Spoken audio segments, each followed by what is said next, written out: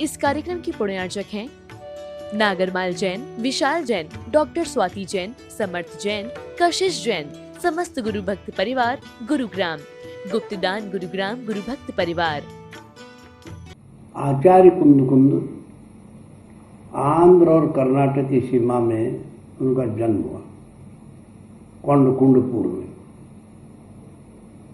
वहाँ वे 8 साल की उम्र से गुरु के पास रहकर अध्ययन करके और उन्होंने 84 पहुड़ ग्रंथों की रचना की।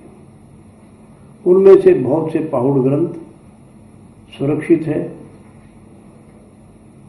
पहले उन्होंने सबसे 12 अनुपेक्षा लिखा,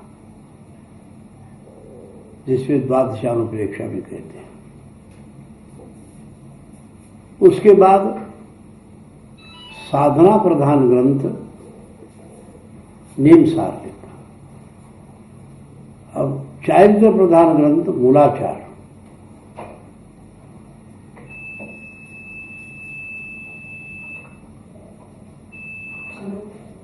प्रवचन सार पर्याय की दृष्टि से लिखा।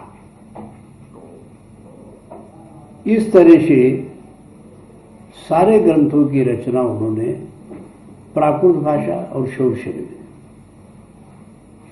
शौरसेनी भाषा सारे देश में बोली जाती थी, खास तौर से सिंध पंजाब से लेके मध्य भारत तक, पूर्व में मगध की सीमा तक, विदेह तक। फिर कुंद ने जो रचना की ज्यादातर आर्या छंद में। आर्या छंद अत्यंत कोमल और कांता सम्मित, जैसे महिला कोमल बोलती है ऐसे कोमल भाषा में आध्यात्मिक तत्वज्ञान का प्रतिपादन आर्या छंद में आचार्य बोलते हैं, जिसको गाहा छंद भी कहते हैं। प्रथम मंगलाचरण में सुनाता हूं। वंदित्व सौव सिद्धे ध्रुवमचल मनोमम गतिम पत्ते वोच्चामि समय पाहुड़ मिनमो सुध केवली भणिदम। महानुभाव, ये जो गाता है प्रथम आर्याचरण, एक गाहा छंद है। इसमें 12 मात्रा, 18 मात्रा और फिर 12 मात्रा, फिर 15 मात्रा। आर्या छंद ये भार्याओं को प्रिय होने से। 12 मात्रा हंस पक्षी की चाल पर बोलना निरीक्षित है। 18 मात्रा शिव धाड़ता बेशे इसका उच्चारण होना, शूरवीरता पैदा होती। और 12 मात्रा फिर तीसरा चरण जो है हाथी जैसे गंभीरता आ जाती। और जो 15 मात्रा अंत में है सर्प की चाल। सर्प भार घूमता है तो टेढ़ा मेढ़ा घूमता है, और बिल में जाता है तो सीधा जाता है। इसी तरह से व्यवहार में ये जीव मन वचन का ऐसे टेढ़े मेढ़े में चलता है, और निश्चय ने इसे बिल में जाते समय सीधा जाता है, वैसे सरल रुजु परिणाम के प्रतीक ये 15 मात्रा हैं। तो 12 मात्रा, 18 मात्रा, 12 मात्रा और 15 मात्रा। महानुभाव, इस मंगलाचरण में कुंद ने ओच्छामी, मैं समय सार का तत्वज्ञान का प्रतिपादक हूं, मैं इसका करता नहीं, वक्ता मात्र हूं। ये परंपरा से जो श्रुति केवली भद्रभाव से प्राप्त है उसी को मैं कहूंगा, ऐसे अनेक ग्रंथों में कहा है। और इसमें स्पष्ट कर दिया, श्रुति केवली भणिदम, श्रुति केवली ने कहा, अंतिम श्रुति केवली आचार्य भद्रभाव रहे, जो उनके परंपरा से मुझे ज्ञान प्राप्त हुआ गमक रूप से, उसी ज्ञान को मैं परोसता हूं, प्रतिपादन करता हूं। मैं इसका निर्माता करता नहीं हूं। इसमें देने वाले दृष्टांत, छंद, अलंकार भाषा इत्यादि जो है वो खुद के उनके हैं, परंतु जो तत्व ज्ञान है, भाव है, वो सब भगवान महावीर से संबंधित है। इसके लिए क्या प्रमाण है? तो पाहुड़ शब्द का अर्थ है जैसे समुद्र से एक गिलास जल ले आए, वो समुद्र है नहीं, असमुद्र है नहीं। इसी तरह से भगवान के दिव्य ध्वनि से प्रसूत परंपरा से प्राप्त श्रुति केवली भद्रभाव ने जो कहा था, उसमें से एक थोड़े से हिस्सा लेकर मैं कथन कर रहा हूं, इसलिए पाहुड़ शब्द कहा। पाहुड़ शब्द क्या अर्थ है? उपहार। सब लोग उपहार शादी ब्याह में, जन्मोत्सव में नाना तरह के उपहार देते हैं, भौतिक, कोई चांदी के देते, सोने के देते, और भी देते।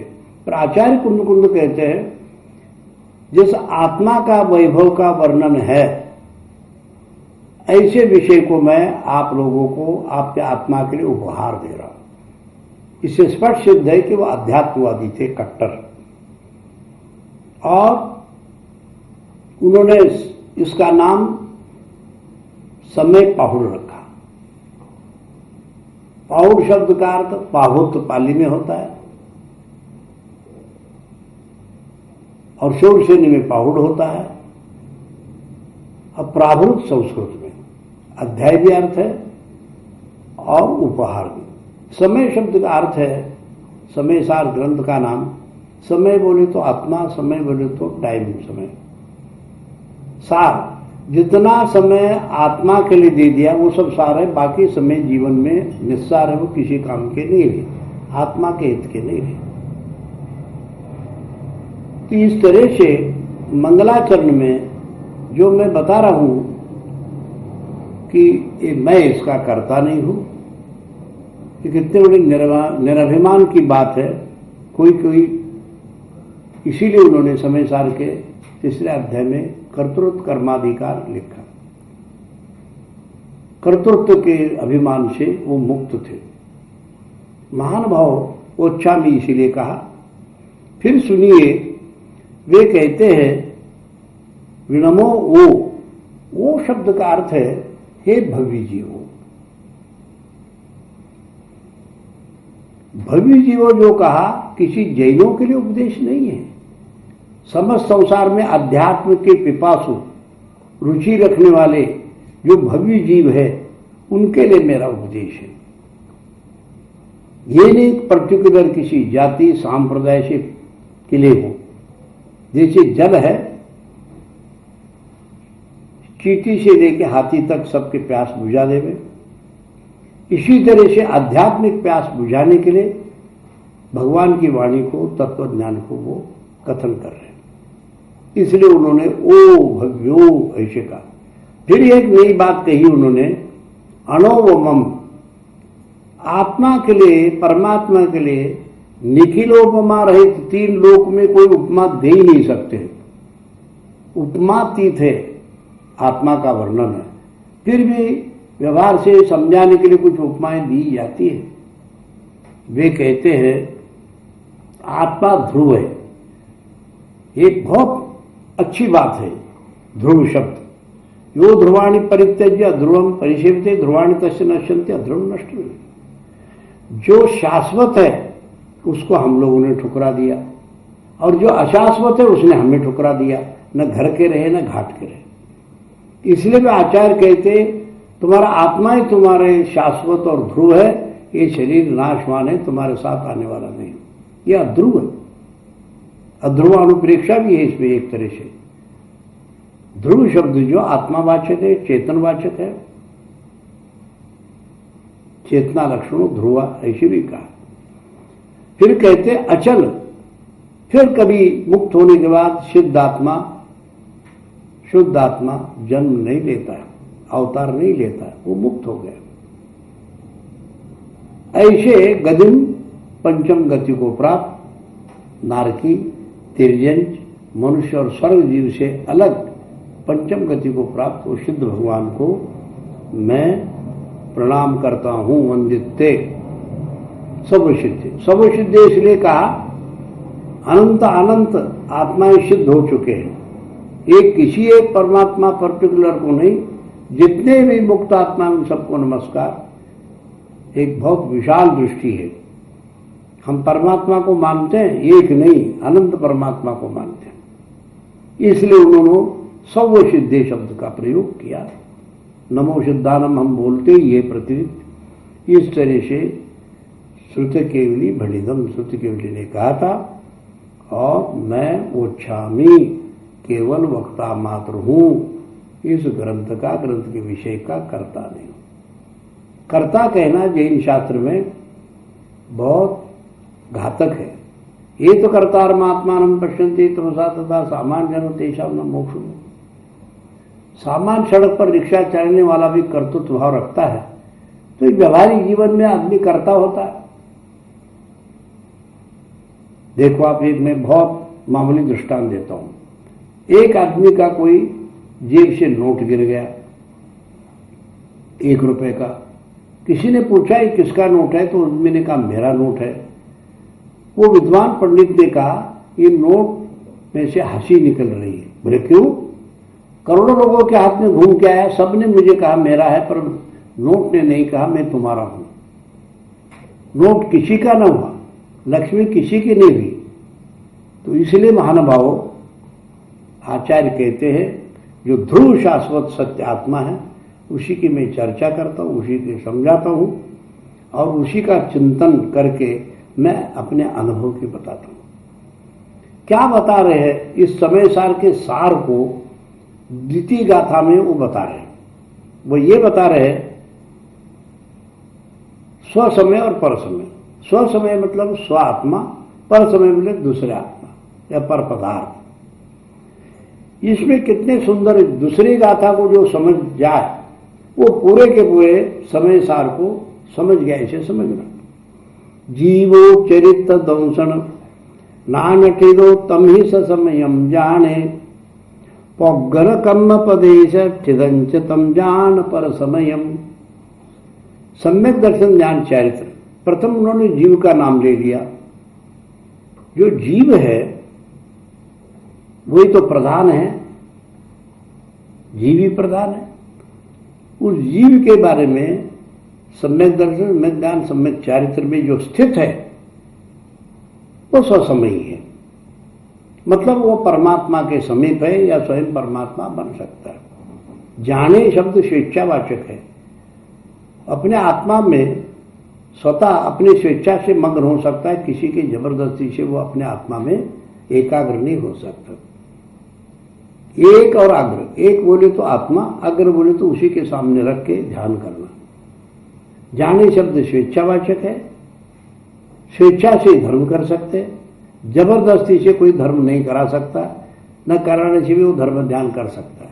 अपने अंतस्फूर्ति से, अपनी स्वेच्छा से, इच्छा से धर्म ध्यान कर सकता है, धर्मात्मा बन सकता है। जो धर्मात्मा बनता है वो परमात्मा होगा।